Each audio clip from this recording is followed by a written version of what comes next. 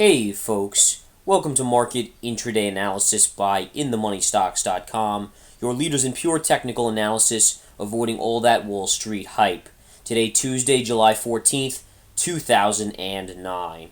Well, we're seeing a pretty muted day on Wall Street, folks, following the monstrous gains from yesterday. Yesterday, the indexes were up 2 to 2.5% across the board, really surging on the Goldman Sachs upgrade and the massive rally in the financials yesterday. Now, this morning, we were going to get Goldman Sachs' earnings out, and they did come out. They were amazing, as we had expected and had alerted our members to. But at the same time, yesterday in the Research Center video and last night to our premium subscribers, we alerted them that there was a high probability that the move up yesterday had already factored in that earnings beat that Goldman Sachs announced today. We were dead on in that respect. What you can see here, and I'll flip to the Goldman chart quickly, is that Goldman Sachs, here's the move yesterday. Here's the gap up. Here's the move up yesterday. Today, kind of choppy, and now actually in a slightly bearish pattern developing right here on Goldman Sachs. So you can see Goldman is up 14 cents on the day, so really that's nothing. That's basically flat on the day to Goldman Sachs, showing us that yesterday's move in Goldman of about $8 to the upside primarily factored in the earnings beat that they did. And they made a great money. In all fairness, it's an amazing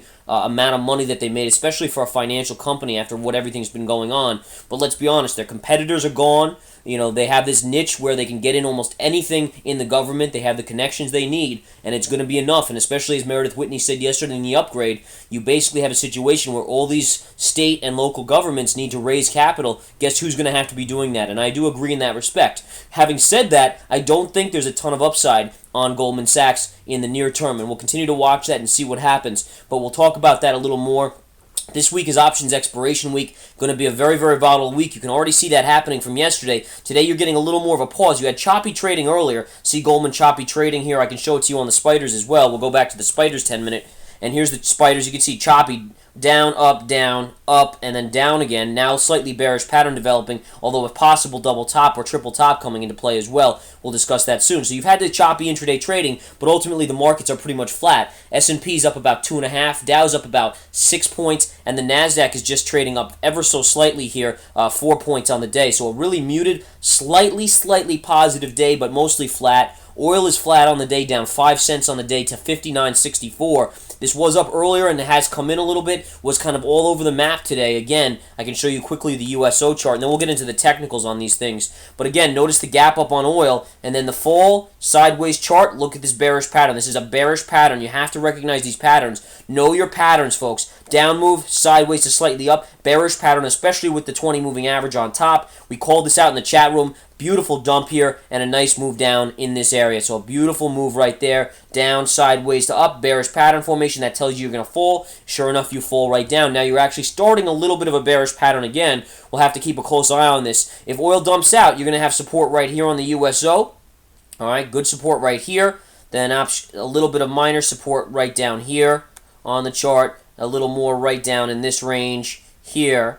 And then ultimately, double bottom from yesterday would be a very, very nice little area to possibly play a long play on this USO intraday for a scalp, or at least a couple, an hour play or so for a bounce on that USO on oil. But in any case, right now you're doing a little bit of a bearish pattern off of a dump, as you can see. Possible pullback all the way down would be, first target would be 31.95, just underneath that 32 level there. All right, let's go back to the spiders, talk a little technical here, technicals. What you're really looking at right now, again, folks, is that choppy trading. You gapped up this morning, fell down hard, bounced, fell down more, made a nice little possible bottoming tail right off of a key level. Notice how this low corresponds to this whole sideways move right here in yesterday afternoon, and then actually the top right here as well. So that's telling you there's a little bit of support there, because when you went up, you hit it, then pulled back, then you went up again, hit it, went sideways, then finally broke out to the upside today, and you can see that very clearly. Now there's another thing to watch here, which I'm going to draw in, folks, which is if you take the low from this yesterday, and by the way, this is a fake print here, ignore that, this is really the low right here from yesterday, and you put this in, take a look at this. Look at what you have. You have a new trend line to watch here. Very, very intricate. If this line breaks, which it hasn't been able to do all day, notice how you came down here. You actually dipped below it, but you came back and closed right on it. The next candle rallied above, and you got a double top here, and then you pulled back to it again, bounced, pulled back to it again, bounced, and now you're hovering right above it. This is a major, major level. You break this intraday, you will come down and hit the 50 moving average and possibly this lower double bottom level again on the spiders. So watch that very, very closely here, guys, as that's a very, very key level to watch. Very, very key. If this green line breaks, you're going to come down, hit the 50 moving average, wherever that is at that point, and then the yellow trend line would most likely be next. After that, by the way, the yellow trend line is at the lows of the day today, 89.75. Then below that, you have 89.50, minor level at 89.25 to 89.30, and then down from there. But on the upside, you have good resistance here, although it's not as good as it was. We called this out again in the chat room after you made that high. When we rallied back above it, we said double top, good shorting opportunity possibly here for a good scalp. Sure enough, look at that scalp all the way back down, right to the green trend line again. And at that point, you're making a little bit of possible bearish pattern development here.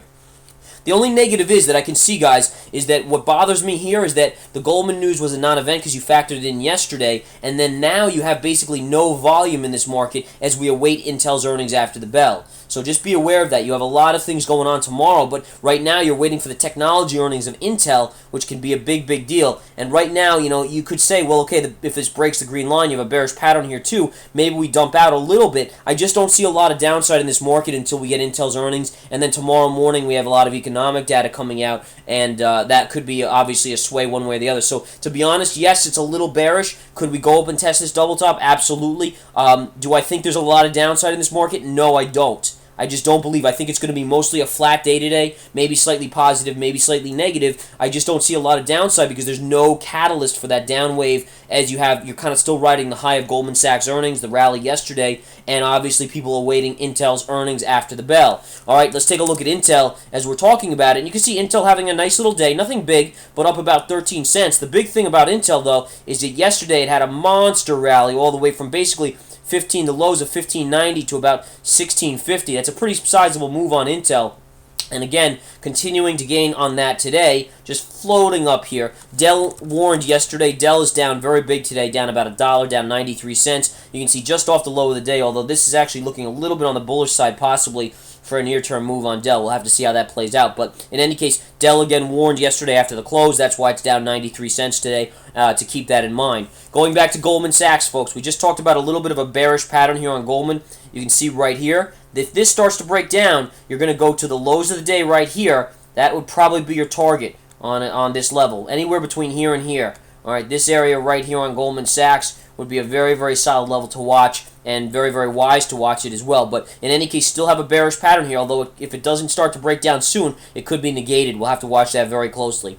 All right, folks, that's really all for today. Again, just going back to the spiders, just keep in mind, slightly bearish pattern, but there's just not a lot of volume to force it down right now. You're still riding the sentiment and the positivity from the Goldman and yesterday's rally, so you have to be a little cautious on that today, trying to think too much in playing this down move off of a bearish pattern. Again, as I said, and I'll repeat this one more time, I just don't think there's a lot of downside. Could we possibly go down and test the lows here? Yeah, but even so, we were just barely negative on the markets at that point. Very, very minor downtick, and ultimately, it wouldn't even shock me to see us not get there, actually, to be honest, even if this pattern plays out. Again, there's just no volume, and the market is kind of riding that high from yesterday's rally and the Goldman Sachs earnings. J&J had good earnings as well, a few other things as well. All right, folks, so again, a muted day expected for the rest of the day. Not a whole lot of movement either way, but Intel earnings after the bell will tell the story. We'll update everyone on everything. Again, our projections have been dead on so far. We called the rally yesterday off of a pivot to our premium subscribers in the chat room and the research center. We will continue to do that and update you guys with what we're seeing here, because we are seeing another move coming on the not-too-distant horizon.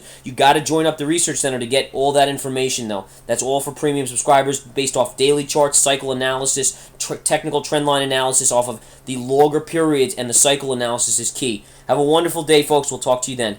Take care.